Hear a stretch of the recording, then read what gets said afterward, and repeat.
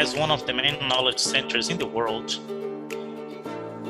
our concern is to always be an innovative institution, both for our students and for society in general. The webinars offered daily by the schools and units of FGV are a way to promote an exchange of knowledge in many different areas about relevant and current topics, information, research, diversity of ideas, high-level debates. All these happening in a free, online, and daily manner. Welcome to one more FGV webinar. The broadcast is about to begin.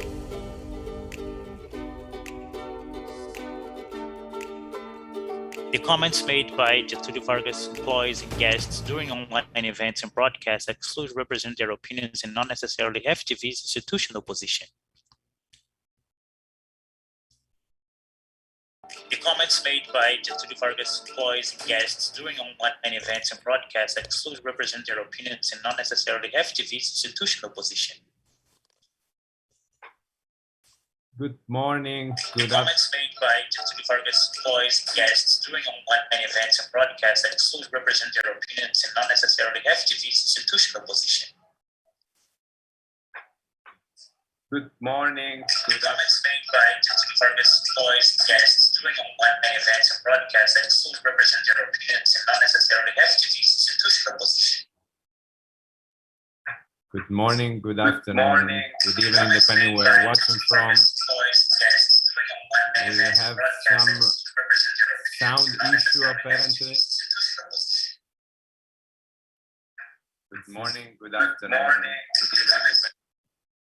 Okay, now solved with this issue. Welcome everyone. My name is Nicolas Ngales. I'm a professor at FGV Law School in Rio de Janeiro. And it is both a pleasure and an honor to welcome you to the plenary of the second day of CPDP LATAM, and also to officially launch the MyData track of this conference, which will be running throughout the day with a number of exciting discussions about MyData and data empowerment. So for those of you who do not yet know MyData, do not despair. I'm here to give you a brief introduction. MyData is a non-profit organization founded in Finland, but with local hubs in various regions of the world, including Brazil, and which has the overarching goal to empower individuals by improving their informational self-determination. Or, to put it in non-legal words, it is a multi-stakeholder community that works hard to design solutions that help put data subjects back on the driving seat of the data-driven economy, benefiting from the advances of this economy without sacrificing data privacy.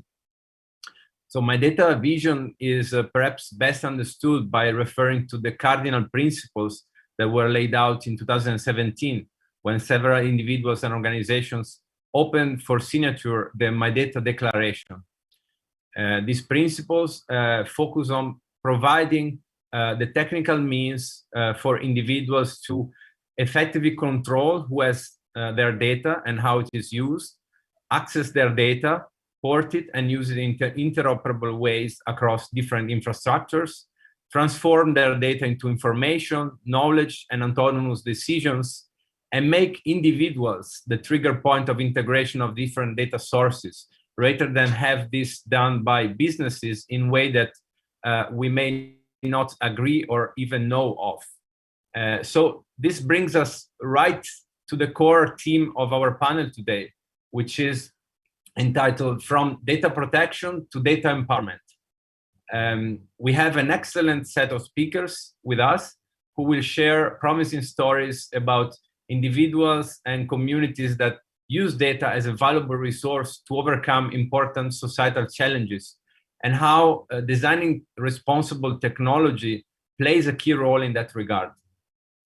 Before diving right into the discussion, I would like to take the opportunity to introduce to you my friend and co-moderator of this panel, Professor Caitlin Mulholland from PUC Rio de Janeiro and Universidade do Estado do Rio de Janeiro. for some opening remarks. Caitlin, you have the floor. Thank you, Nicolo. My name is Caitlin. So I'm a professor at the law department at the university, the Catholic University at Rio de Janeiro. And I'm here to moderate the panel alongside Nicolo. So if you have any questions or remarks, please feel free to talk to me or to Nico. And welcome everyone, welcome speakers. Good morning, bom dia a todos e todas. And I think we're ready, Nico, to begin our panel. Terrific. So before we start with our discussion, I need to make a disclaimer that the Fundação Getulio Vargas employees and guests during online events and broadcasts exclusively represent their opinion and do not necessarily represent FGV's institutional position.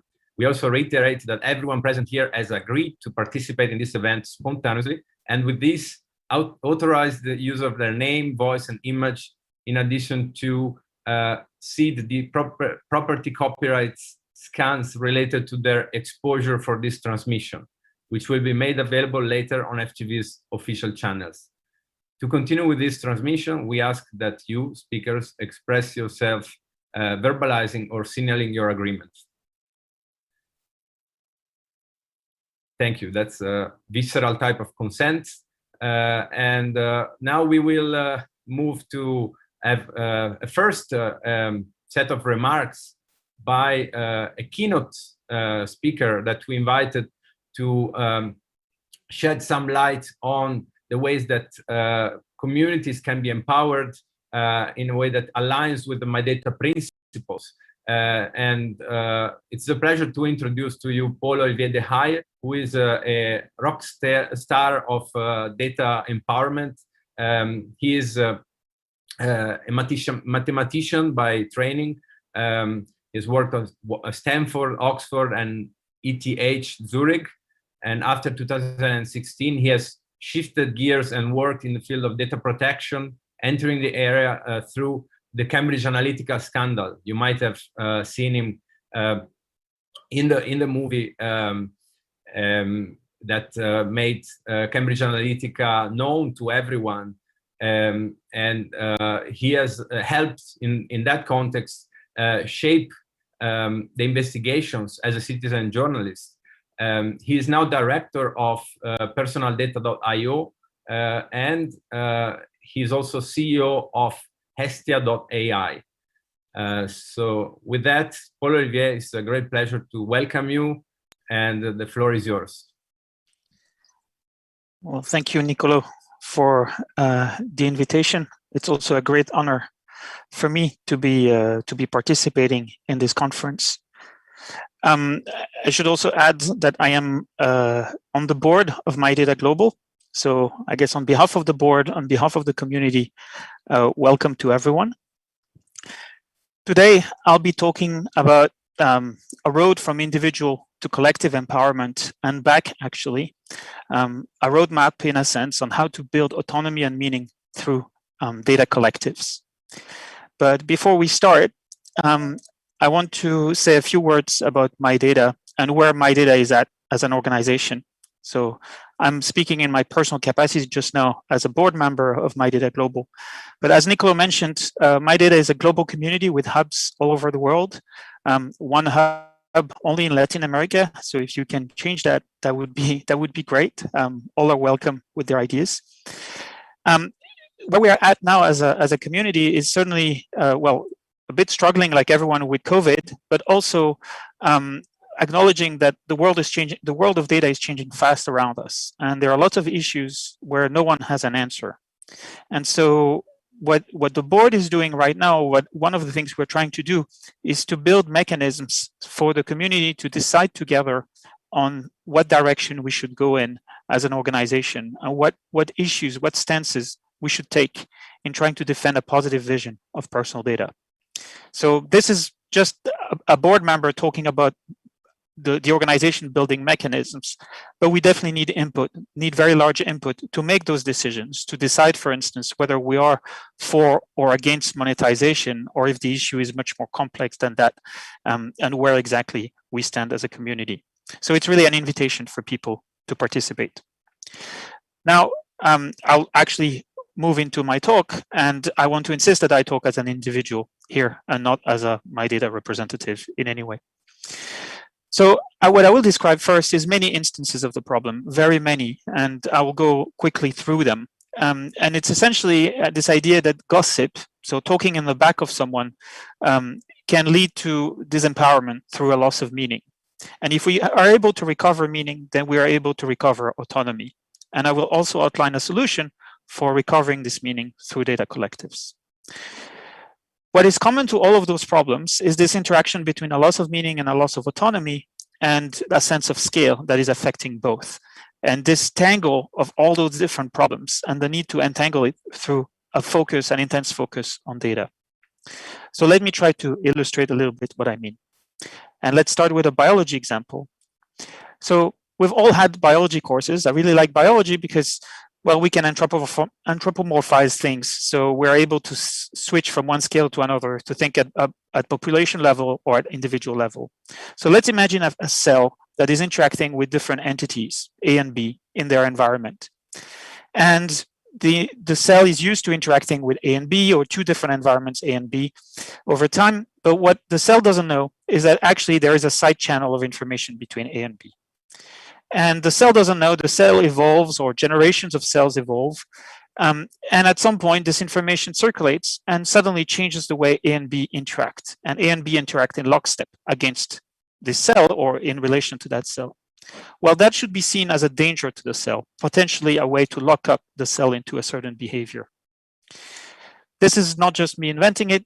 Here are some resources. I'll be very happy to discuss this with people afterwards or privately later on.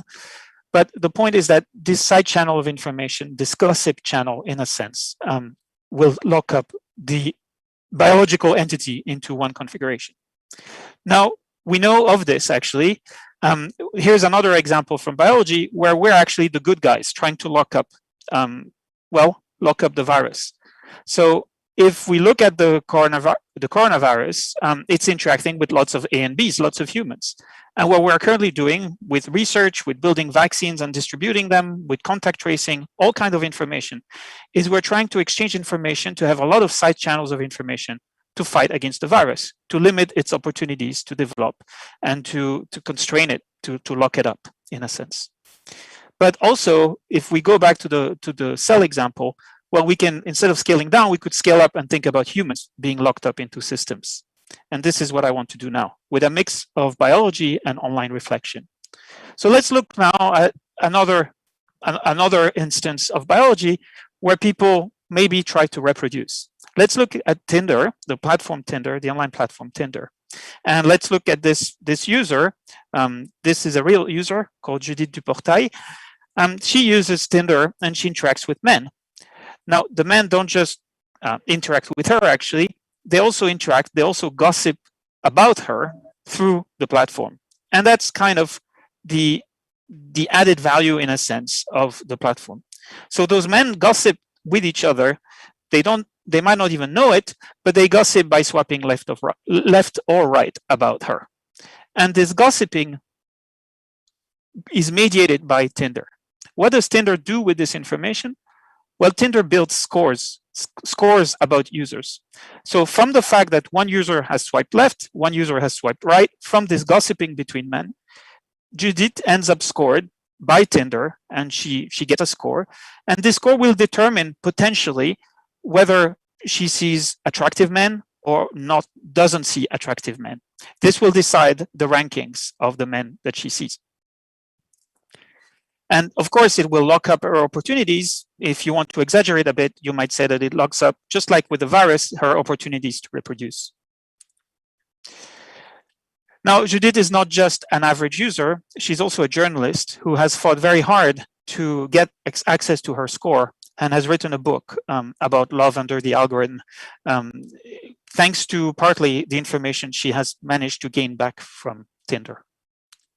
Now, this example is just one. There are many others. So let me give you another example, myself interacting with Facebook pages. So I get some news from Facebook. I look at page one, page A, page B.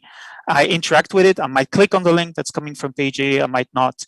And essentially, again, page A and page B gossip in my back about me through Facebook. And so Facebook is helping them figure all those pages, which content I'm most attracted to. And that's what I get fed.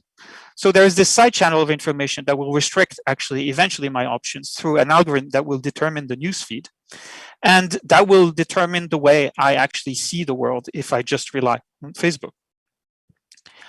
Here's another example. I've gone through love, information. Let's talk about work now. Let's look at Uber. And this is Brahim Ben Ali, who is a real Uber driver in France. And Brahim is interacting with many clients. He's driving them all around Paris or all around Lille, where he's from. And okay, those clients are happy, but they signal this to Uber, or actually they signal this to each other. They gossip in his back. They will rate him, they will give him stars, and those stars get exchanged, mediated through Uber. Now it's not quite clear what is happening with those scores, if it will affect Brahim's opportunities for further work or not. But you can imagine that there is a lot of information that circulates through Uber in the system, and that this information will then be used by Uber to determine Brahim's opportunities. Now, the really important aspect here for me is not data protection, but it's really meaning, the meaning we can build of those systems all together. And that's why the collective aspect is very important to me. So remember, I was talking about a loss of meaning through this gossip that goes through very complex systems. So that's the scale. The complexity here is enormous. And we have so much lost meaning of what those systems are doing that we are unable to change things. We're unable to mobilize people to change the way those systems work. So the scale also plays on the side of the autonomy, because there might be someone like me who obsesses about understanding those systems, but short of talking in a conference like this one and reaching a moderate scale, partly thanks to the sponsorship of Facebook actually, but reaching a moderate scale, it's a bit of a hopeless effort to actually reach a lot of people and explain the problems here. So let's go back through those examples again, and let's insist on what is the aspect of meaning that is really important. So let's look at the virus, right? So the virus propagates, and how can we build meaning about this? Well, we can build meaning in many different ways. We can tell an individual you're infected, or we can tell an individual the virus propagates through aerosols or through droplets or things like this. But I'm very interested in this communication between individuals, this tracing of information, how the information propagates between individuals. And the most relevant element here is, of course, contact tracing. So if you look at the top here, you get a slide that was just publicized last night, I think, by Geneva Canton, of some contact tracing they've actually done in the canton. So for disclosure, I've worked for 2 months as a scientific advisor to the Geneva Canton contact tracing unit. But, and this is over since December. But regardless, they've just made public this graph of the contact tracing they've done. The details don't matter too much. It's just that there are 2 events and people interact at those events. Some people get infected, some people don't. Okay, so this is what's happening at the heart of the contact tracing authorities. And contrast that with what Google and Apple are doing with contact tracing apps. First of all, they've decided to rely on a completely unproven technology, Bluetooth. So we can't even build meaning at physical level of how good are those signals, or how good are those signals at evaluating distance. And then we have also failed, some countries more than others, to use information collected by those systems to properly build meaning about, build sense of the way the virus propagates. So that's for contact tracing apps. In contrast, there are other efforts, among other things, in a MyData thematic group, trying to make sense of what it is, what information do individuals actually need to be good actors, good citizens, but also individually empowered in the context of a pandemic. So for those interested, I really invite you to work with them. But I think this is a really crucial question, is what is the information that should be collectively gathered, and how can we build meaning out of this to empower individuals to act? And if you look, for instance, at the policy now in the UK, I think it's illusory to try to rely on individual responsibility and individual autonomy in a sense, if we haven't been able to really understand how the virus propagates, how different variants propagates, partly because we're unable to build a social contract with each other without intervention of authorities on what is appropriate behavior or not. If we really understood the virus, maybe we wouldn't even have to have some obligations with respect to masks or things like this, because we would have a social enforcement of those norms. Now, here's another example, just for a couple words. Another example of complete loss of meanings is online advertising. You have tons of cookies that circulate between lots of different actors. You don't know, they're talking about you, they're really digitally gossiping about you, and you feel completely disempowered with respect to the web at large. And you hear that, well, this is what's financing the fact that the web is free, so you better accept this loss of meaning of how things are financed, essentially. So that's an example. Another one was Tinder. And as I explained, this has led to the book by Judith on trying to build meaning, to build a sense of how those algorithms work. By the way, they don't just depend, if you believe a patent filed by Tinder, they don't just depend on the attractivity of individuals. Those algorithms, those ranking algorithms also depend on income, on education levels, and it's explicitly written by Tinder that if they wanted, they could perpetuate inequalities that have existed for a very long time. So they could recommend to men women who are less educated than them because they seem to prefer that, or that earn less than them because they seem to prefer that, or the inverse. They could. We don't know if they do it, but they could. They say so themselves. Here was another example with Facebook and my disempowerment in the face of the loss of meaning on how information about my preferences circulates. And I want to contrast this with an article that just came out in the New York Times yesterday on a tool that was built by Kevin Rose, exploiting a tool that belongs actually to Facebook called CrowdTangle, that tried to help. Kevin Rose was playing his role as a journalist, trying to help us make sense of how Facebook operates. So he had found a way of telling back to people, these are the most popular posts on Facebook, essentially. There's some nuance there, but the result was essentially that in the US, all right-wing commentators were being ranked in the top 10 consistently. And so this is a sense for us to make sense of, okay, that is Facebook's role, amplifying certain content versus some others, and to also regain some autonomy with respect to Facebook, because we're able to understand where it's coming from when it's recommending stuff to us. Another example is with Uber, and when Brahim or other drivers, in particular James Farrar in the UK, are trying to understand this data, and this data that is being exchanged, that is being mediated by Uber, this is the kind of things they get. They get tons of data points all over London of where their data is being collected. They get information about their speed collected through GPS traces that is used to determine driving profiles, how good drivers they are, for instance. Here is some detail. They get information about, here, one instance where a driver was attacked, and the driver stepped out of the car, and you can see the GPS traces all over the place. So they can, among other things, communicate with the general public on, this is what the data that Uber has, this is what it means to us. So imagine, it's a way to communicate different questions, to communicate to people the power that this data represents, potentially the economic power, but also the coercive power, and to redefine together what is an abuse of this position of power, an abuse that would be conducted by Uber. But of course, this is an individual step. This is a driver asking their data, using their access right to gain it, and then trying to explain to others what that is. It's a very slow process, difficult. So what drivers might actually want to do is to collectively start asking this data back from Uber, constitute some kind of union-controlled data trust, and try to ask for this data back from Uber to try to then promote a political agenda around this data. And to this, Uber fights tooth and nail against it, recently in a court in the Netherlands where they lost, trying to say that no, they are not allowed to use this individual data access right in order to promote collective action. And so they're very much fighting against this collective empowerment. They're deciding to sit on the wrong side of history and actually on the wrong side of the judge because the judge ruled against them. So this is a hint at a solution that I can see in the near future, actually, or in the midterm future, of data collectives.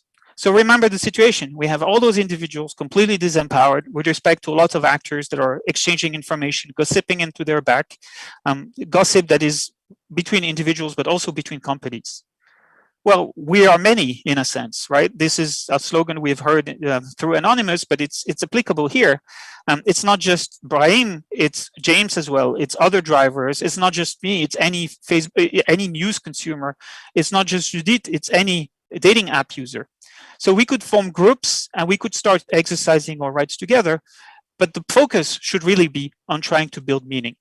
And this will be my conclusion. Individual data protection is much too narrow to consider those problems. It will never on its own give us back autonomy or empowerment. Meaning is really crucial. And by meaning, I mean much, much more than just transparency, just individual transparency. Just look at how much Facebook has fought at all kinds of transparency that has been imposed on them through different means. And okay, this meaning is difficult to get for sure, but it's essential that we do for the future of our societies or digital societies. So I think data collectives is definitely a way for us to start acting in this direction to recover meaning as a mean to recover, to regain autonomy. So I would take, in a sense, the title of my own talk backwards. I think that collective empowerment is actually collective empowerment to reach meaning is actually a precondition to reach individual empowerment and autonomy in this context. And for those who know the work of Shoshana Zuboff, she says that one of the key questions is who decides who knows. There's a lot to parse in there. But what I would say is that the first step in addressing this question is actually to decide who knows who knows. So we need to get together and build the means to advocate that we should be together able to decide who gets to decide who knows what. It's a bit complex, but we need to deconstruct this problem and act on it together. Thank you. Thank you very much, Paul, for this fantastic introduction. I think you made a key point to the fact that we need the tools and policy that enable intelligibility and make effective use of the wealth of information that we produce, as you demonstrated with your examples, some of which are very fresh and current. I think another key point that you made is that if we leave it up to individual autonomy, that might not lead to an ideal state. People, lack digital literacy, and they are affected by all sorts of behavioral biases that affect their ability to, make rational and choices in their best interest. And so, I think this is a good point of transition to our second panelist that will give us a little bit more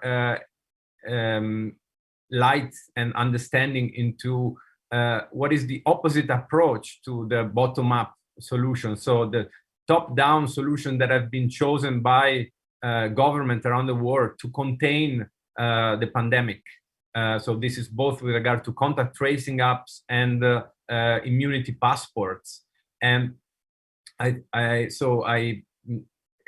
read the paper that he has written, a fantastic paper that basically overviews the different technologies that has been used by government around the world to deal with the pandemic and distinguishing between decentralized and decentralized approaches. It is my pleasure to introduce Ignacio Cofone, who is an assistant professor at McGill University in Canada, where he teaches privacy law, artificial intelligence regulation, and advanced obligations. And he researches mainly on privacy harms and algorithmic decision-making to explore how the law should adapt to technological change. He also examines how to evaluate standing and compensation in privacy class actions and how to prevent algorithmic discrimination. And last but not least, is Argentinian. So he has much to say and connect, I think, to our situation in the region. And so it is a great pleasure to give you the floor, Ignacio. Thank you very much. Hi, thank you so much, Nicolo, for such a kind introduction, and thank you for having me here.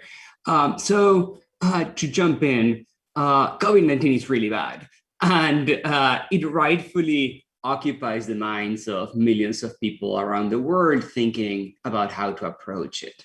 And within the range of policy responses that are designed to contain and manage the COVID-19 pandemic, one of them is unique to this moment, which is that mobile apps that certify immunity or trace close contacts are being used for the first time in human history. So reasonably, there's lots of discussion about how to approach it. So unlike the response to prior health crises that may have been similar in some ways, such as the Spanish flu a century ago, governments are now facing a pandemic equipped for the first time with data-driven technology to leverage tracing identification efforts and also for generally containing spread. So since early 2020, governments and also private actors have developed contact tracing apps, and now more recently immunity passports, also sometimes called immunity passes or digital vaccine certificates. And we can have a long talk about what is the best or the worst name for these kinds of apps, but that's not maybe the most important thing. And epidemiologists regard these enhanced data-driven methods as instrumental to managing the spread of COVID-19, right? So contact tracing apps leverage prevention efforts because they are more effective than manual tracing in a number of ways. And digital immunity passports can possibly exempt some citizens from COVID-19 related restrictions, allowing them in the most popular version of the apps to travel, or even in some cases, some countries are considering them to engage in otherwise prohibited activities locally, such as returning to work or returning to school. And as sectors of the population receive vaccines for COVID-19, these apps can facilitate containment by certifying people's immunity status. So contact tracing apps and immunity passes will remain for a while a crucial method of containment, at least until herd immunity is reached around the world, which will unfortunately take a while, at least according to the WHO estimations. And even with developed vaccines, COVID-19 containment efforts are far from over, particularly in places such as sectors of the US, for example, where large portions of the population are hesitant to receiving the vaccine. So there may be an amount of vaccine refusal. But maybe more importantly, it is useful to think about these issues because every lesson learned from containing the COVID-19 pandemic can be useful for future health crises that will have available similar methods of digital containment. So containment may be necessary if new global diseases emerge due to climate change, as polar ice caps melt, and possibility of zoonotic contagions increase. I know it's a very depressing thought, but it may be the case. So this moment is an opportunity to, I think, develop robust legal and policy frameworks that will be instrumental in the event that these diseases emerge. So all of these are the good things about these containment apps, right? But at the same time, activists have very vocally warned about the dangers of these apps, particularly regarding risks to human rights resulting from their surveillance. The apps enable governments and private companies across the world to track and surveil citizens of different countries of the world, and often involve collecting, combining, and analyzing highly sensitive data, such as health data and location. And once the health crisis is over, there is no guarantee that surveillance will diligently roll back and no part of it will become a new normal, as it has been with many other emergency surveillance methods, such as measures against terrorism in Five Eyes countries, for example. So moving along and trying to unpack all of this, what exactly are these apps and what are their privacy features? So I think it's useful to call immunity pass and contact tracing apps together containment apps, because they both use surveillance to contain the pandemic. So because of this characteristic, they share similar risks and similar trade-offs, and therefore call for similar best practices. So we can see these, for example, when disaggregating the types of contact tracing apps that have been rolled out. We can classify contact tracing apps, so the first type of these containment apps, in a 2x2 matrix according to their functionality. So whether they use location or proximity data first, and second, whether they are centralized or decentralized. So the first difference is that some of these apps are based on proximity. So they're based on Bluetooth data, while others are based on location. So they're based on GPS data. The Bluetooth apps have largely been built on the Google Apple API framework that allows these apps to tap into the Bluetooth signal on the phones. And the older apps were based on location and GPS. So the location will mean more surveillance, because location means tracking the users of the apps as they move and knowing where they were, who they were with, what stores they were at, while proximity has the advantage of only tracking who these people were in proximity with. And with different kinds of measures, one could possibly, depending on the security level, triangulate location based on proximity, but it is a lot of work, and so it is certainly a safer way from a privacy perspective to build the apps.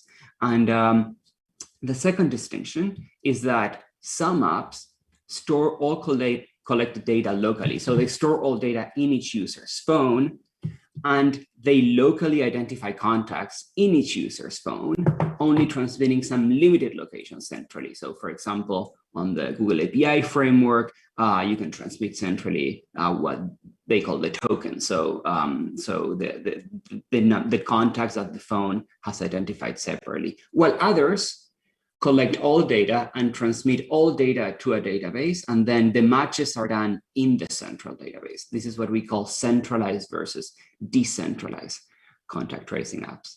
So most apps around the world now are Bluetooth based and decentralized. So is the lowest privacy risk from these classifications, and most of these are based in the popular Google Apple API framework that allows these phones to tap into the Bluetooth signals. It is, for example, the case in Canada where I'm sitting right now, but not all of them are. So, for example, Mexico's COVID radar is Bluetooth based, but is centralized. So it sends all data to a central database, which we could categorize, if you agree with this distinction that I was making, as medium-high surveillance risk. And Argentina's Cuidar is GPS-based and is centralized, which we could classify as a high surveillance risk. So the opposite in the scale than the low surveillance risk of the Google Apple API. And a similar classification can be done for immunity passports. So immunity passports have also the option to track users by GPS constantly or to avoid that tracking. You cannot build an immunity passport on Bluetooth because the relevant thing is not the contacts, but there are a few immunity passports, I think Singapore's, for example, that have constant GPS tracking of the users, while most of the ones that are being discussed right now do not track GPS. Now, perhaps obviously, immunity passports will necessarily reveal location the moment that they're scanned, because if I go to a restaurant and then they scan my immunity passport, that will reveal the location, which is the restaurant. But that is still much lower surveillance than the other option of the passport, which is constant GPS tracking. And similarly, immunity passports can be built centrally or decentralized. Now you may ask, Ignacio, but like countries have a vaccine database, so aren't all immunity passports centralized to the extent that a country has the vaccine data? Well, not necessarily, because immunity passports can hold a number of other information. They can hold information on negative PCR tests, information on antigen tests. They can hold information of what places you visited, so where it has been scanned. So there are different mechanisms to, for example, build some immunity passports on blockchain and to have a QR code that can certify immunity without aggregating vaccine data, PCR data, and the places that you've been visited data. So in order, besides these classifications, but relevant to these classifications, in order to curb containment while maintaining functionality, containment apps, so both immunity passports and contact tracing apps, tend to rely on two guarantees, on two safeguards, which are consent and anonymity. Regarding consent, the use of containment app in most countries is made is meant to be completely voluntary. This could change for immunity passports, but so far, most countries have completely voluntary containment apps. However, this consent guarantee comes with a caveat and a limit. So relevant to the last talk that you were listening to, the caveat is that in privacy, consent does not guarantee that people's rights won't be violated, because there are lots of limits to what people can individually consent to.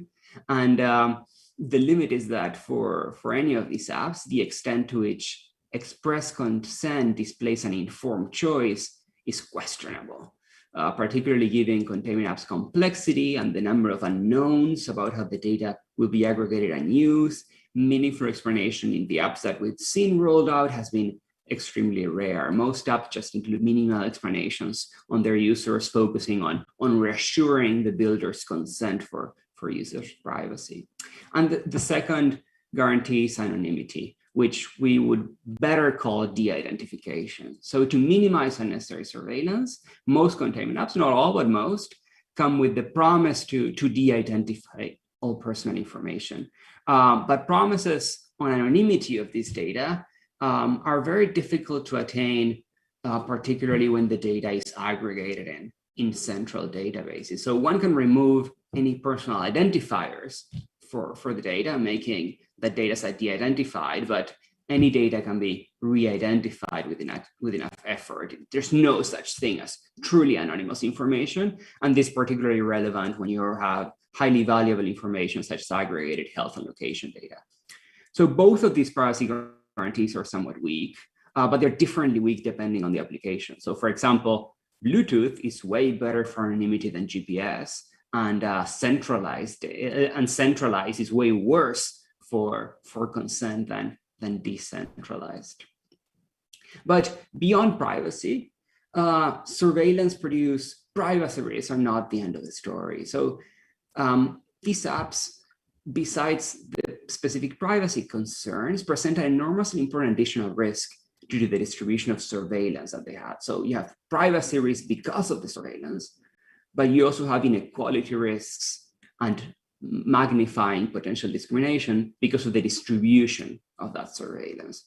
So for example, the elderly who live in care facilities, the homeless, migrants, refugees, prisoners, all live in conditions that make them more likely to contract the virus, but they lack the means that would give them access to a device or a smartphone that can support an app that can detect or report transmission, or to certify that they're immune. This, of course, is not necessarily the case, but it's often the case. So those who are the most vulnerable to the virus because of their living conditions are precisely often those who are less likely to own a smartphone that can support the apps that are meant to fight the virus. And this creates new levels of what we call a digital divide. And creating this digital divide, so relying on a measure that some people have access to, but not all of them do, inevitably deepens existing inequality. So for example, immunity passes that are currently under discussion in many countries in the world constitute an added layer of privilege because of this digital divide in two ways. First, they can deepen inequalities between those who have a smartphone and those who lack a smartphone that can support the app. So those without a smartphone or without a smartphone new enough to support it will be excluded from part of the government's containment strategy, particularly if the government were to develop other responses, such as identifying hotspots based on data from these apps that exclude them. And second, they would deepen inequalities between those with access to certified sources of immunity and those without access to certified sources of immunity. So for example, if you have an immunity passport that can certify that you had a negative antigen test recently, and this is used to go into restaurants or cafes, but antigen tests exist only in private healthcare, so only people that can pay them get them. This will create a further divide between those who can pay for those antigen tests and those who can't. If based on proof of vaccination only, then immunity passes will trace the inequality inherent in vaccine distribution, which depends on how effective each government is at ensuring that widespread distribution. So these apps it is important to remember that these apps will deepen and will not fix the consequences of any mistake that a government may make in not reaching marginalized communities with vaccination. So what do? We saw that these apps can be useful. We saw that they have risks. So how should we approach them? Well, most containment apps, I would say, have some attempt to address these privacy and inequality risks, but they do it with varying success. And more important, it is impossible for apps to eliminate all surveillance risks while remaining functional and useful. Now, this impossibility of removing all risks does not mean that countries should not adopt vaccine passports or immunity passports or contact tracing apps. It rather means that these apps have drawbacks and limitations that prevent them from being a holy grail for containing the pandemic spread. And maybe we shouldn't put all eggs in one basket. It also means that it is productive for decision makers to have a clear picture of what these drawbacks are and how they can be addressed when making implementation decisions. So legislators, and to some extent judges, should be attentive to and should deploy efforts to curb this risk. So how should they do that? Well, effective policy responses to this crisis require, I believe, identifying the trade-offs that are inherent in this risk. That is, it requires asking to what extent a specific contact tracing app may help containment efforts against the baseline of manual contact tracing, and to what extent each concrete immunity passport will do so against the baseline of just carrying a paper vaccine card. Then asking to what extent the app may impact the population's privacy and inequality rights against that trade-off. This approach can assist governments in developing digital containment policies that encroach minimally on privacy and equality efforts. And as such, as a good consequence, they may be more likely to be widely accepted, which is crucial for the app's efficacy. So for example, immunity passports based exclusively on vaccines will have a lower impact on inequality than those that accept other certifications, such as privately taken antibody testing. They will have a lower impact on inequality if implemented only after vaccines are universally available, and they will have a lower impact on privacy if it avoids storing unnecessary information such as GPS tracking, and all information except for the vaccination record is stored locally on each device. They also affect the digital divide less if they have a printed option, such as carrying a laminated QR code besides having the app on your phone. And policymakers also have options that lead to different level of encroachments on this right on contact tracing apps. So Bluetooth is less intrusive than GPS data. Bluetooth does not reveal a person's location history, and it also makes it more difficult to infer other personal information and to re-identify information compared to GPS. Centralizing all information is negatively enormously consequential because it increases re-identification risk significantly, and it allows to infer new information. So it exponentially increases privacy risk. So these options have enormous consequences both for privacy and inequality. More generally speaking, although more concrete recommendations are contextual and depend on each app, containment apps should generally focus on transparency towards users. So on trying to make it clear what the functioning is for consent purposes, and should de-identify data while also being aware that de-identifying is not a fail-proof privacy guarantee. They should both work in a decentralized system. They should use the least invasive data that they can, and they should have clear sunset clauses for the app and for collected data.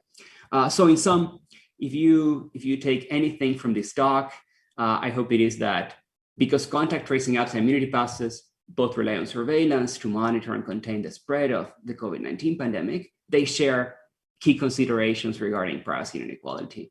They present important benefits for containing the pandemic spread and reopening the economy, but their surveillance also introduces risks that must be considered, both at a policy level and actually at an individual level.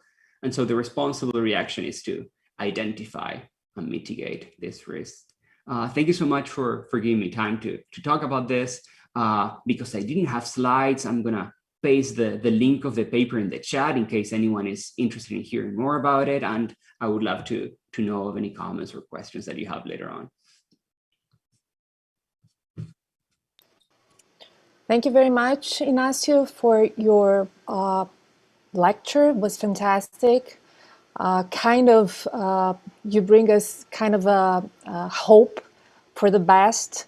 But I have some comments here because I just like Shoshana Zuboff, I'm not that hopeful for the future. And I think that some of the people that are watching us right now on YouTube, they have some questions for you and for Paul too. But I would like to first make some comments on your lecture. So here it goes. You were talking about the asset that is the data collected, the asset for private and public sectors, as for the data collection that are used for contact tracing or other forms of digital containment. So here, I think that we have a very important issue that comes from the fact that public health interest, that is, in the end, right, the goal of this contact tracing or the digital containment features of the applications. So the thing is that we have the public interest, right, for health issues, right? But we don't have actually the applications that are developed by the public sector, right? The apps are in the majority, they are developed by private sector. So we have this huge problem that is the fact that all data is, in a way, all health data, which are kind of sensitive, right, are shared by the public sector and by private sectors like Google or other private developers. So here we have, I think, a huge problem. I know, well, you talked about transparency, you talked about the fact that anonymization is not actually the key question, right? The perfect way to protect sensitive data, since we know that there's no anonymization if you have reverse engineer features that can be applied to this technology, right? So I think that we have a huge problem here, in fact, sorry, that is at the end, the possibility of using the sensitive data that is collected with the purpose of discrimination. And if we think about, for instance, Brazil, which is a country where we have this digital divide and where we have a lot of people that do not have access to applications and do not have access to this kind of analysis of the, for instance, the COVID, right? To track COVID, we have a huge problem of public health policies, since the people that most need to get this public policies activities, right, or benefit will be benefited by this public policies, they would be, who need it most, right, will be marginalized. So I think that you're hopeful, but I think that we have a huge problem with all this, with the fact that we don't have the transparency necessary right now to protect data, sensitive data.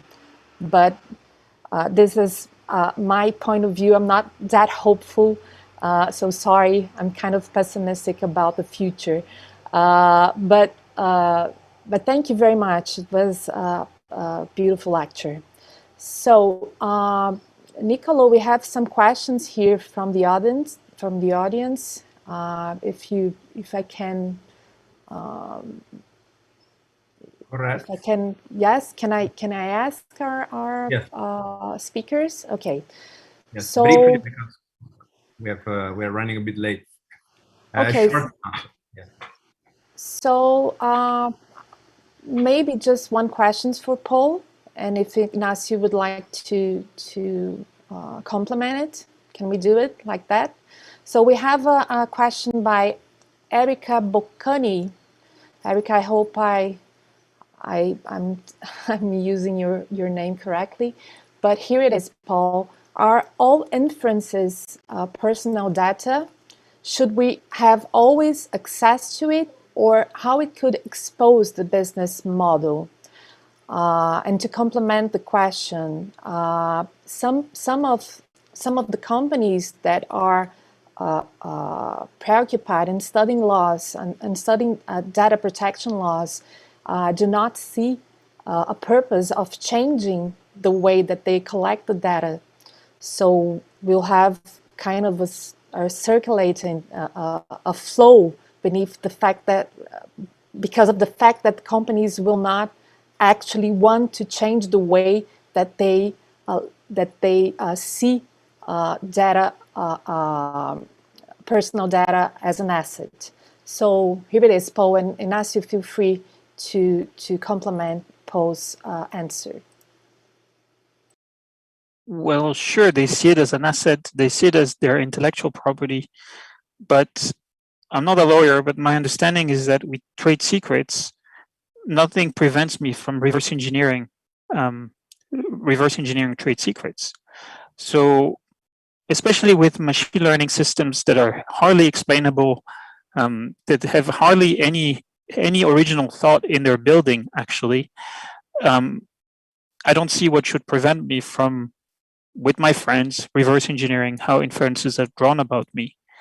It might be unpleasant for sure for those companies, but that's just a fact. It doesn't say anything about the need to do it, like how pertinent it is to do it, how necessary it is to do it, or how wise it is to do it. It's just annoying to them, and that's a fact. That's it. So Ignacio, would you like to complement the answer? Yeah, sure. So I mean, I agree with Paul. From a descriptive legal perspective, most data protection laws do not include inferences as personal information. From a normative perspective, this is terrible. It's really worrisome because many of the privacy risks that exist for individuals are due to inferred personal information and not necessarily to disclosed personal information. So should we have access to this? Yes. Should we try to reform our data protection laws so that inferences are clearly included in personal information, given that they're information about us? I think also yes. Okay, thank you very much, Paul and Ignacio. Now I think it's time for us to continue. So Alison is going to present the next lecture. So I'm going to introduce you, Alison. So Alison is an Assistant General Counsel in the Privacy Legal Team at Microsoft Corporation in Redmond, Washington, USA, and leads Microsoft's Global Office of Data Protection. So she assists with Microsoft's efforts around the EU's General Data Protection Regulation and global regulations, engaging with data protection authorities and supporting Microsoft's data protection commitments to customers. So Alison, you have the floor. Thank you very much. Wonderful. Thank you, Caitlin. And I do have a few slides to share, and thank you to CPDP and the university, and also to MyData for allowing me to participate with my fellow panelists here. Make sure I can do this correctly. Just a few slides. Looks like we have it. Good. So with that, part of my role as a privacy attorney at Microsoft, and part of the benefit is that I'm able to work with the business and with engineers on what are they doing to really support our commitment to put data protection into action. And one of the areas where that has come up is in decentralized identity. So decentralized identifiers, sometimes referred to as DID, are user-generated, user-owned, globally unique IDs that are based on a decentralized system. So think of blockchain or distributed ledgers, in connection with a user agent that the individual controls on their device. And I'm mindful of the discussion just now of the digital divide, that not everyone has a mobile device, but it is more ubiquitous than I would say in the past. But part of DID is really relying on having that user controlled device where they would have an agent there. And this is really, this approach to identity is in contrast to what we have often now, where IDs are tied to email addresses or your social network IDs. And those are controlled by the provider. They can be canceled by the provider. In contrast, DID puts it more not more entirely with the individual. And I think it really ties in well with several of the MyData principles about having human-centric control of data, of having individuals as a point of integration, individual empowerment. Interoperability is another aspect that I'll get into in a couple of slides. But really, it's very much focused on individuals retaining control of their identity. The premise is that each of us has to have a digital identity that we own and control, and that is secure, and it privately stores all of the elements of your identity, and that it also, for it to work, that it integrates with your lives and provides control about how data is accessed by third parties and how it's used. So with that, I'll move to the next slide. Maybe, yeah. Oh, sorry. Oh, doing something wrong here. And I'll just say, with that technical glitch, it's also always a challenge when you've got lawyers who are going to present some technical discussions. But I'll go with that here. And I trust that the slides are available later so folks can look at them. And I also have some resource slides with some links at the end, which includes content similar to what I have on this slide here. But basically, this is just setting up the structure for how decentralized identifiers work by giving the example of this recent college graduate, Alice.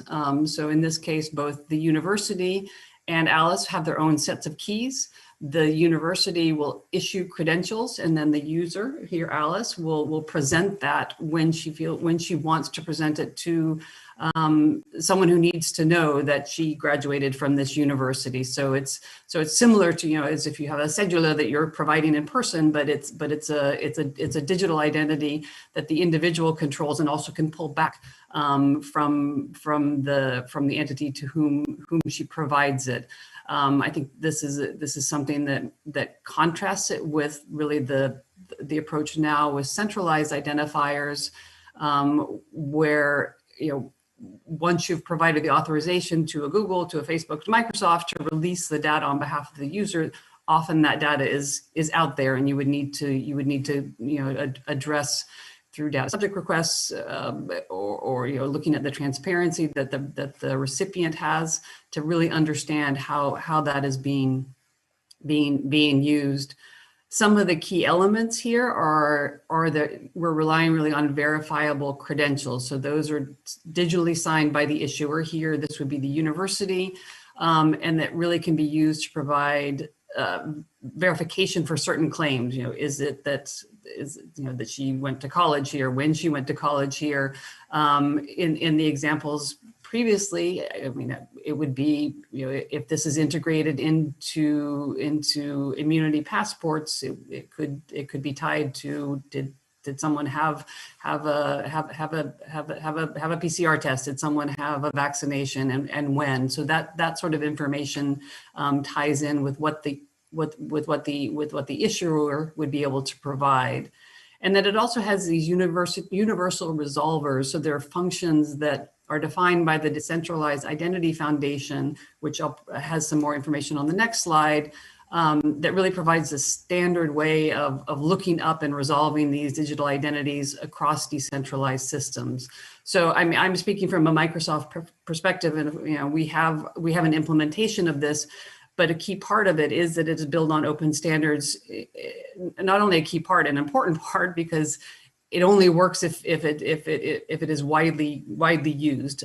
So having one provider use it and not others is not a way to really make this into a system of identifiers that really work globally and have that stability globally as well. A couple of other elements here. I mean, the issuer is that, you know, every verified credential is created by an issuer that's asserting information. Again, here it's a university saying that Alice graduated at a certain time.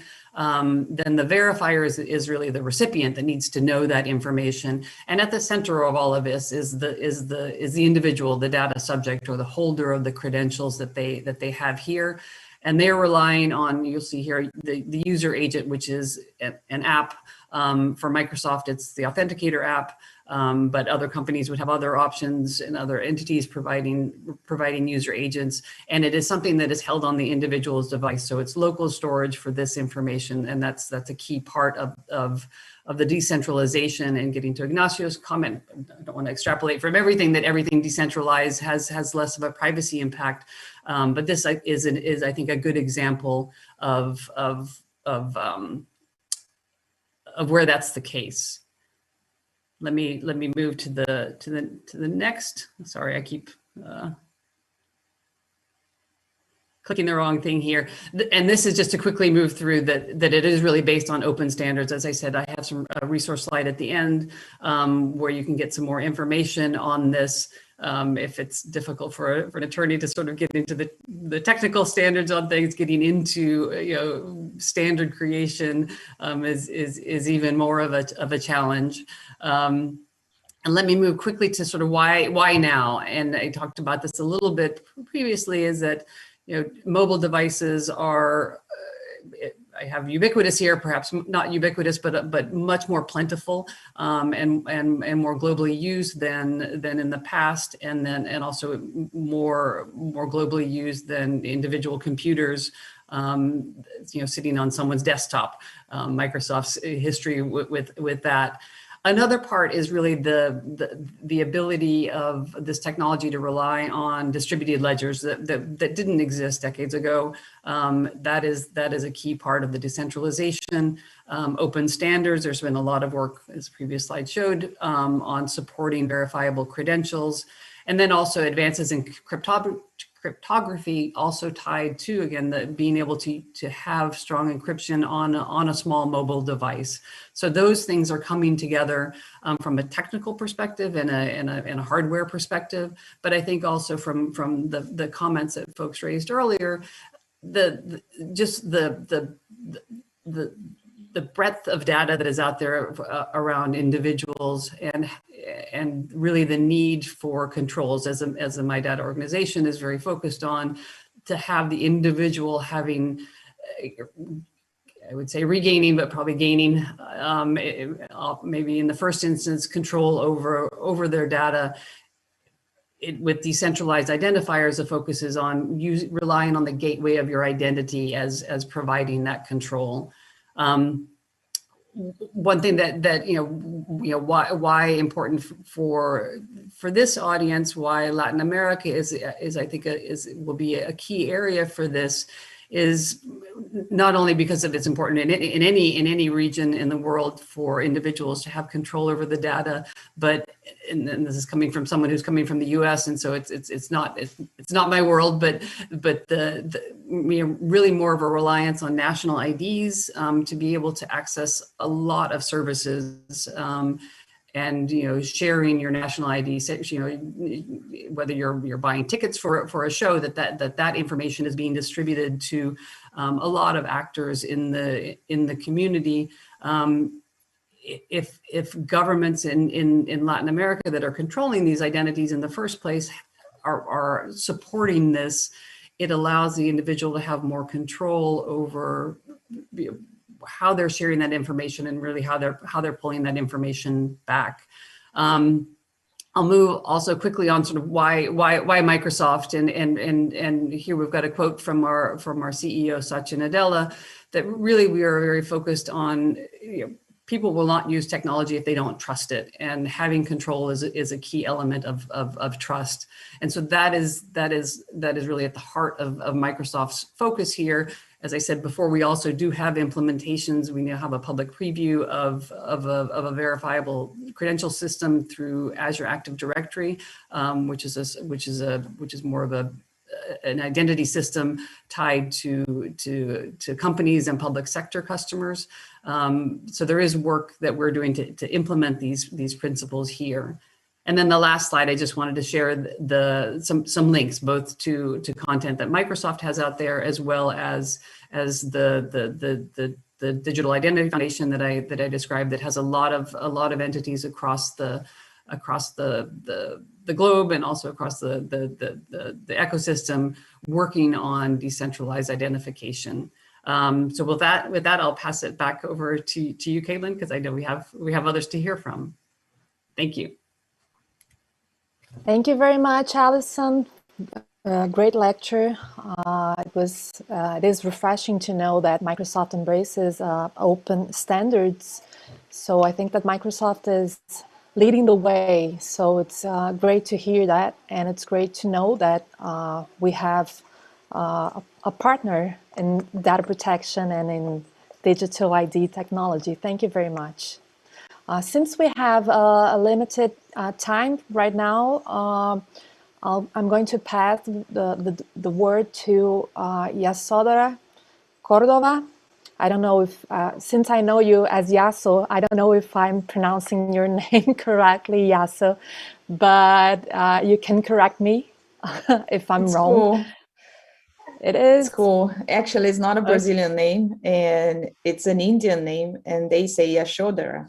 So in Brazil, we say Yasodara, yeah, but you can use the Indian version as well. Okay, thank you. So Yasodara. Yasodara is an NCMPA Ford Foundation Mason Fellow at Ash Center for Democratic Governance and Innovation at Harvard University. She worked at the World Bank's governance sector as a Citizen Engagement and Agile Fellow. She has a technical background. She assisted middle and low-income countries to integrate technology into their governance infrastructure. Yasodara sits on the director's board of the Ciudadanía Inteligente and is a former CEO of the Serenade de Amor operation, an anti-corruption AI platform that uses machine learning and open data to facilitate social control of public money. So Yasodara, Yaso, you have the floor. Thank you very much. Thank you. Thanks for the invitation and for the great lectures. I'll try to be fast because I know we have limited time. So after these great lectures, all I have to say is that we are in the beginning of the use of data, and we have a bunch of classifications that we can use to facilitate use and regulation. So what I propose is a separation of data according to the use it has, and tougher regulation, tougher rules for data that's more sensitive, but going from this tougher rules to very little protection over data that should be commons. So now that we are living a moment where the government is losing the monopoly over data that's crucial for several countries. So we see data about the environment, environmental data, data about the legal system, as is the example in Brazil, and data about a lot of other things being collected and privatized. I worry that we will have exactly the contrary movement that we have in regards to personal data. The more we have personal data in the open due to data leaks, the more we have protections over data that should be commons. That's important for us to create more protections against what's coming in the future with climate change and other issues that we have to treat globally. I like to remember also that Lawrence Lessig coined the expression code is law in his book. And when discussing about the regulatory power contained in written software, I like to keep this in mind. And talking about personal data, I like to remind us how the human-computer interaction, or the screens, the interface design, can be a tool that shapes the rules written in code for appropriated contact with humans, and that human-computer interaction, or the UX, can be considered the law enforcement tool of cyberspace. So in the same way that platforms like Facebook only offer certain liberties to its users, shaping the user interface according to the data collection purposes, previously modeled by data models and software architecture, of course, applications shape the user's possibilities inside the cyberspace, and they reflect the software that's behind the screen, of course.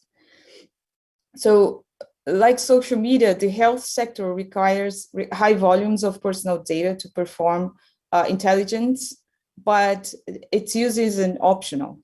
Users of the health sector, they have little or no option when deciding about using the services that collect data. And I'm talking about very sensitive and personal data. So given that people seeking medical assistance have to opt in to give their medical information, the health industry is not necessarily engaged in improving the user interface to retain the user or to facilitate the user's understanding of their rights upon their data. And I mean their data sharing options, data portability. So the patients or the users of the health system, they have little knowledge of who accessed their data or when, or the reason that motivated the access. At the same time, the users might find it challenging to complete simple tasks like downloading and sharing their data among the chosen network or service providers. So it's important that we reflect these heuristics for the design of interfaces when we are drawing the interfaces that people will have to use when they are dealing with their private data or the personal data.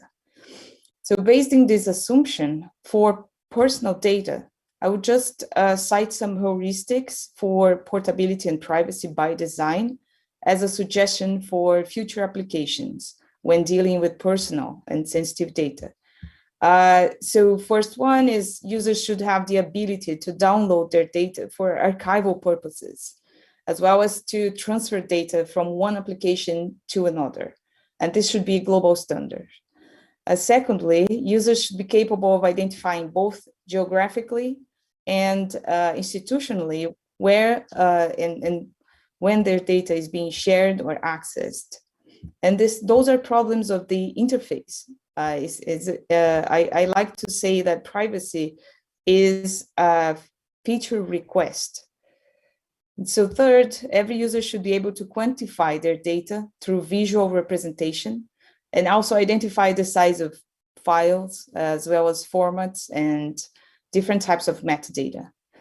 As well as we can see non-tangible representations of our assets when we're using apps or other types of platforms, users should be able to delete or move their data from one application to another.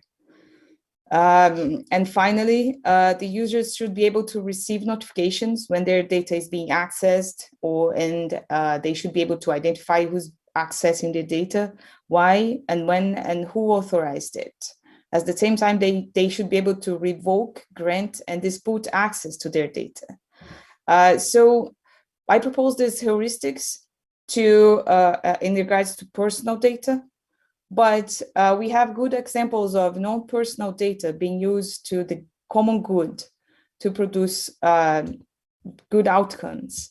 And I will cite here the Operation Serenade de Amor, which is a project that was started by hackers that uses data from the Brazilian Congress to identify possible cases of corruption with the public money. So the only data we used in this project was the data from the congressperson spendings, and there's no harm, there's no risk of using personal data or invading the privacy. It's just public data that is in the site of the Congress itself.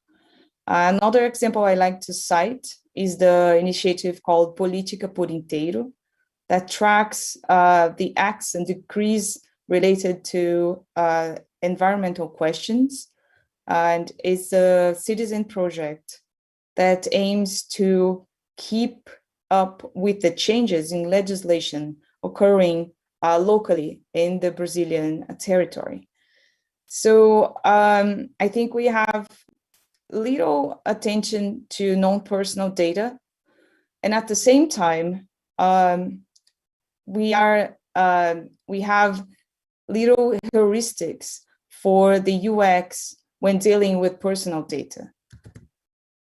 And the questions I pose are, how can we reach consensus over standards for interfaces for UX design of when dealing with privacy by design, and if we can reach global consensus on what data should be a common, considered as data commons. I think that was it. And I'll open for comments. Thank you very much, Yasu, for this great overview of different approaches. I think now we have time for a couple of questions on these two presentations before we open up to everybody. I don't think that there is any question from the audience in particular, but if not, I will take the opportunity to ask a clarification. Alison, in your presentation, at the end you concluded with a slide that showed that is an industry working group on all things decentralized ID. And I wonder, what are some of the new applications that are envisioned for these technologies? So beyond, for example, the recognition of diploma and documents, if there is anything, that you can tell us about the future of decentralized identification. I'm also mentioning this because one of the speakers that was supposed to be part of the event and that unfortunately had to cancel was going to discuss with us about the use of decentralized technologies for immunity passports, and also for applications that allow citizens to share their symptoms. And this project is called David-19. It's a project led by the Inter-American Development Bank, and it enables citizens to share securely without revealing their real identity, the symptoms, so that other people in the communities can see, keep track of the evolutions of the virus in their area and understand better, how it works. So I wonder if you can just give us some comments about the future of application of decentralized IDs. I mean, I think the future can be very soon of really, it could be any scenario where there's an entity that has information that is valuable for it to get to another entity and to be verified that it is connected with the individual. So it's, do you belong to a professional association? If I think immunity passports would be an area that would work as well, where the verifier really doesn't need to know the actual data. They just need to know that it's it's like yes or no, that it is, that the issuer, the university or the bank or the healthcare provider can confirm that this event has happened with this person. So I think it's just the scenarios can vary widely. The key thing is having, I think, government participation, because the government is tied in with so much data that is important to our lives, that we have, you know, enough participation from the issuer side to be able to present this information to entities or individuals that want or need this information to be able to to provide the benefits that the individual has requested. And so I think, you know, if we just have universities, you know, supporting it, it's not that helpful. But I think having government support it, there's, as part of the public preview, the government of Flanders in Belgium is participating really to provide some services to be able to identify individuals for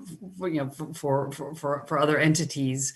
And so I think it's just the scenarios are almost limitless when you've got a situation where you've got an individual who needs to prove to another, to a third party, any piece of information, and they only really need to prove that, and that sort of opens the gate for what they need, the benefits that they need from that third party. So it's pretty limitless. The resources get into, you know, different approaches on having public decentralized identifiers versus private ones. Defaults on you know, are you relying on a public blockchain? Is there something else that you're relying on? So there's a lot of activity that's happening in there, and the Decentralized Identity Foundation site has a lot of information on that, and because it's so built on open standards, that I think gives us the opportunity to really have broad adoption. No, indeed, and I think it's a powerful tool also for communities to build, you know, responses and solutions and Yep. share, you know, information securely. And I think what we need to design is perhaps, you know, like the policy areas in which we want this to be kind of, and those where we think that it is sufficient to rely on the private sector. And I think in that regard, maybe this connects also to some of the points that were made by Yaso. So in the context of communities that can use data as a common good to be empowered, I wonder if there is this concern also about possible reliance too much on private infrastructure, and you know, in a way that can perhaps lead to coming from the global south, you know, communities in the global south depending on technological providers that are residing elsewhere. And you know, there is you know, if we don't use this kind of technologies that make this sharing of information reliable and trustworthy, they could actually be an instance of data colonization. So you know, providers that basically learn and train their algorithms through the data of the global south, and nothing goes to the global south. So Yaso, what can we perhaps do to address those kind of problems? Is there something that maybe out of the projects that you've been working on that you think it's particularly promising in that regard? Well, I think we have to work on different data models, keeping the idea of open data in mind, but now this time taking in consideration the symmetries of power between the communities and companies.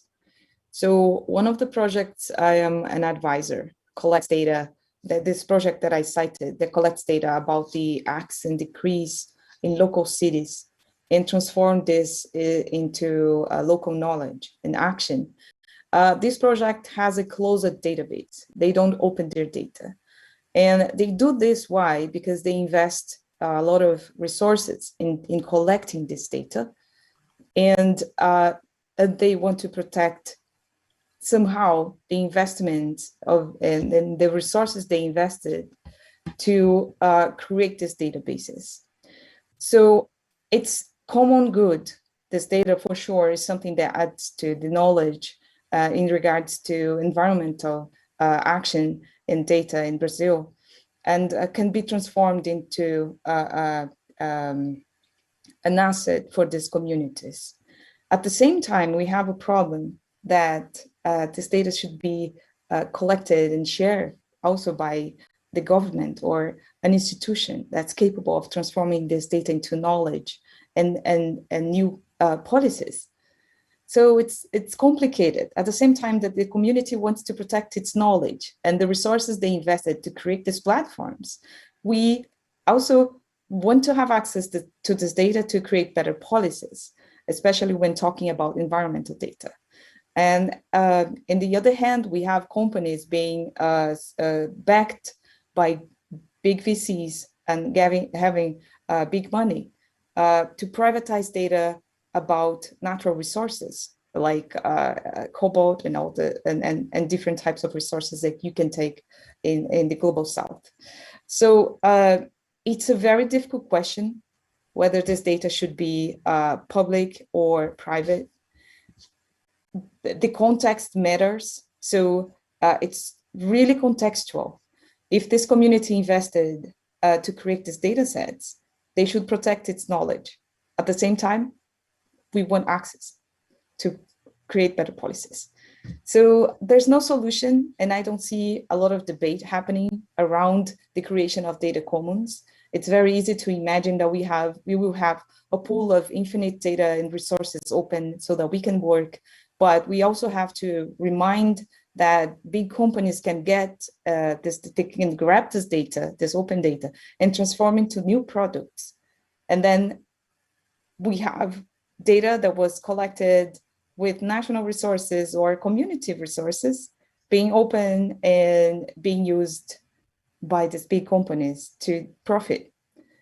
So it's very hard. Those are very hard questions. I don't have the answer.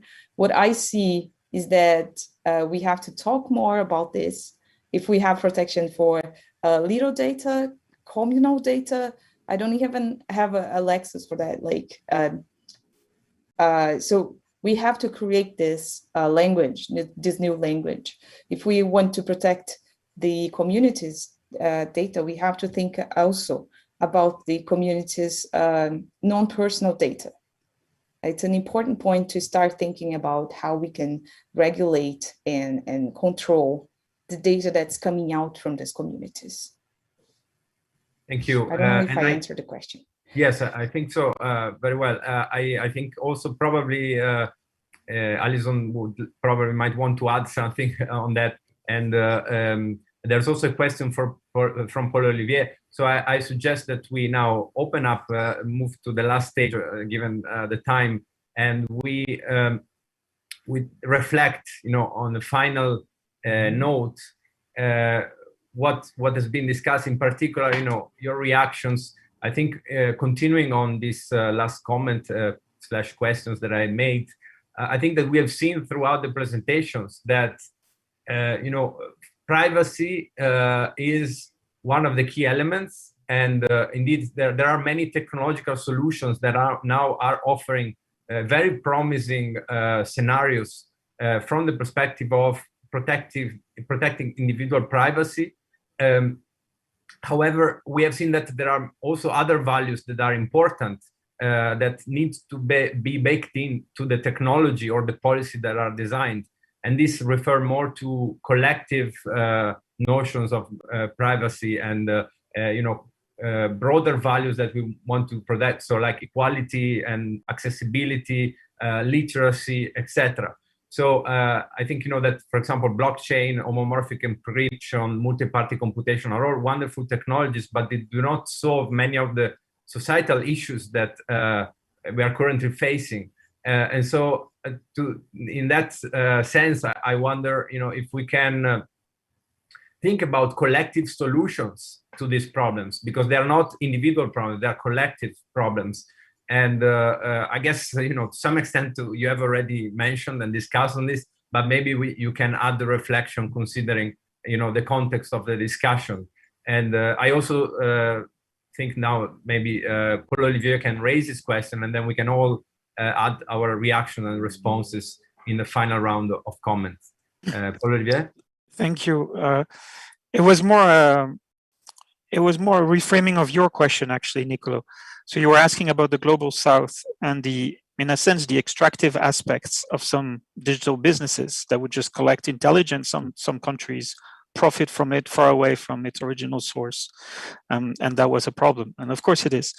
But without denying the very big differences in means between the global south and Europe, I think it's interesting to observe that from Europe, the perspective is just binary.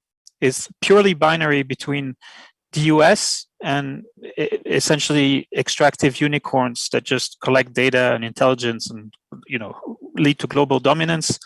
And then the Chinese, mostly Chinese companies that have a similar way of deploying their technologies, but where the fear is more about the authoritarianism that we tied to China in our mythology, let's say.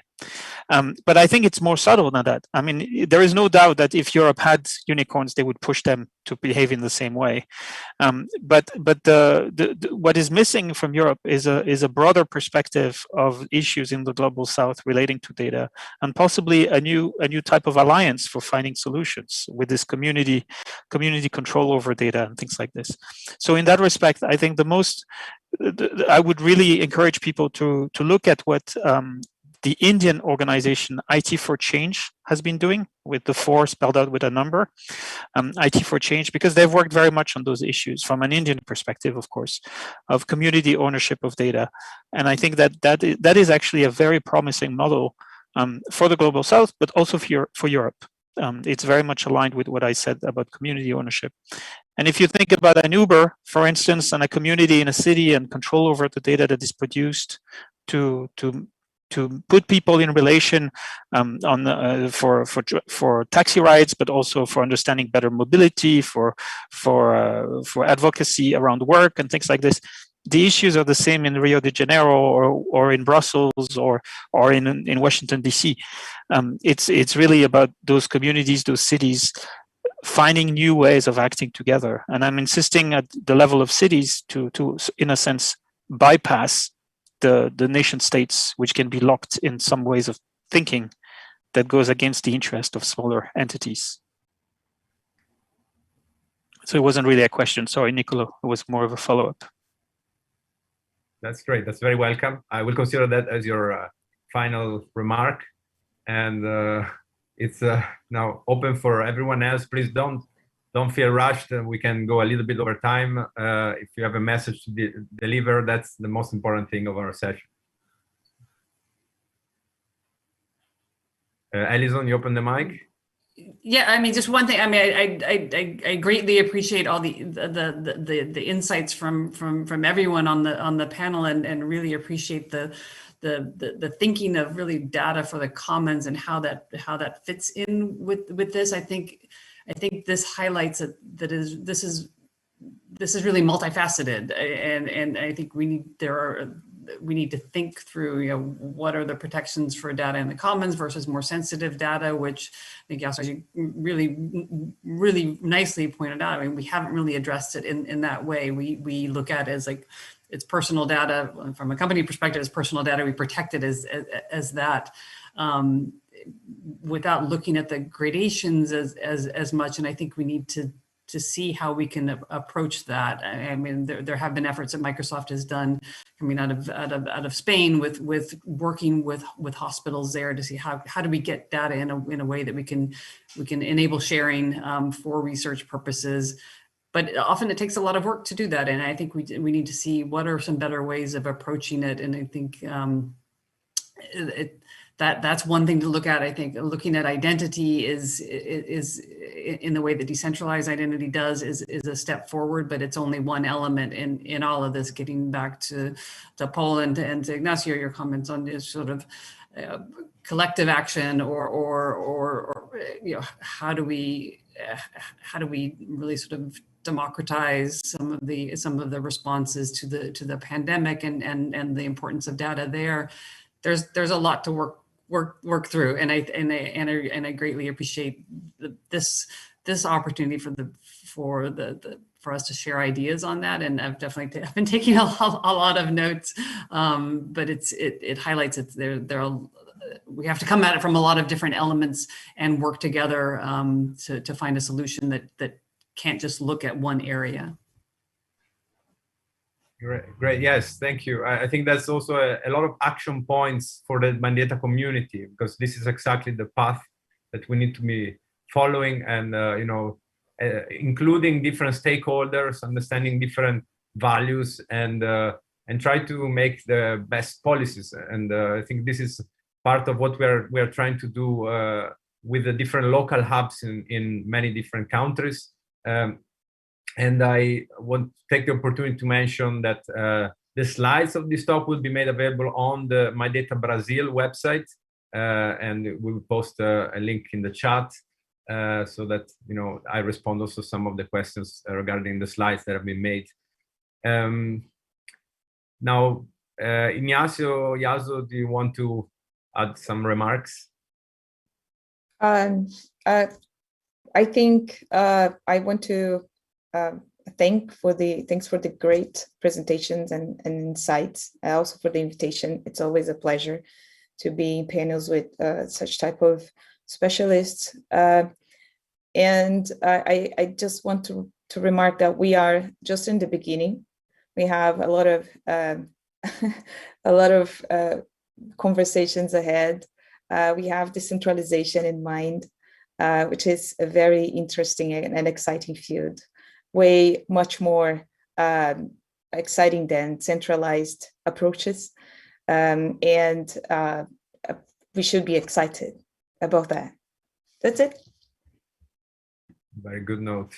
Not much more to add on my end. I think the presentations were really interesting. If I were to draw one additional thing that I think cut across them, it may be the fact that it could be helpful to think about harm reduction models next to consent models, given the different considerations the panelists brought in terms of why individual consent is limited, there are data externalities, there are commons, and there's uncertainty. So sometimes harm reduction models, I think, can allow for different technologies while minimizing risks to citizens. That's a great point. I think it connects well with what is some of the historical root of MyData that has been always working closely with the open data community. And indeed, in the open data context, there is this gradation of different risks and strategies that can be taken to minimize the risk. And so I think this is probably some concrete way forward that we can use, but it's a complex system. It's a complex animal that we have to deal with various conversations, and hopefully we can invite you to more conversations on this in the next year. And I invite everyone also to follow the panels today. There's some really interesting discussions on data being used in all sorts of sectors and contexts, and indeed context matters a lot, as we have seen. So if you have time, please follow and participate in the chat. So I want to thank again everyone. It was a great discussion. Thanks very much also to my co-moderator, Kathleen, and I wish everyone a wonderful day. Thank you. Bye. Thank you.